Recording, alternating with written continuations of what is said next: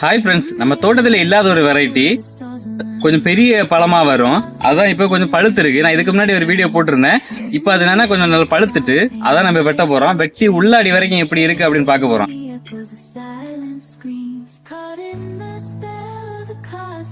பாருங்க எவ்வளோ பெருசாக இருக்குன்னு பாருங்க.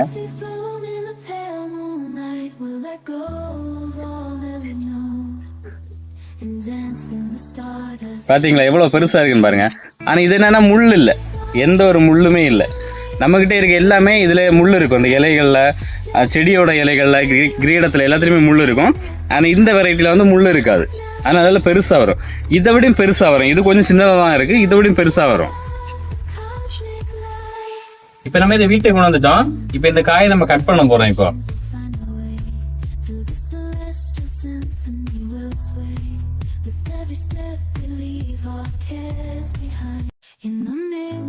சரி, இப்ப நம்ம கட் பண்ணலாம். கட் பண்ணி சின்ன சின்ன பீஸா மாத்த போறோம்.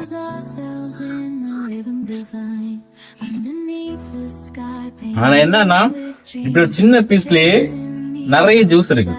ஒரு சின்ன பீஸை விட்டு நம்ம ஆயில போட்டு சாப்பிட்டோம்னா அப்படியே ஜூஸா வடியுது.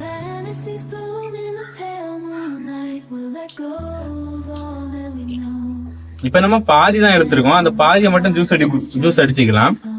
அதை வந்து பார்த்துட்டு தான் அடிக்கணும். இப்ப நம்ம ஜூஸ் அடிச்சு எடுத்துட்டோம். இதை பாக்குறதுக்கு எப்படின்னா கரும்பு ஜூஸ் மாதிரி தான் இருக்கு.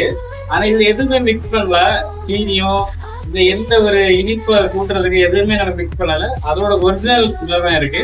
அதனால டேஸ்டா தான் இருக்கு. அந்த புளிப்பு கொஞ்சமே இல்ல, இனிப்பா தான் இருக்கு. நல்லா இருக்கு. நீங்களும் பைனாப்பிள் இந்த மாதிரி ஜூஸ் அடிச்சு குடிங்க, சூப்பரா இருக்கு. ஹெல்த்துக்கும் நல்லதான் இது.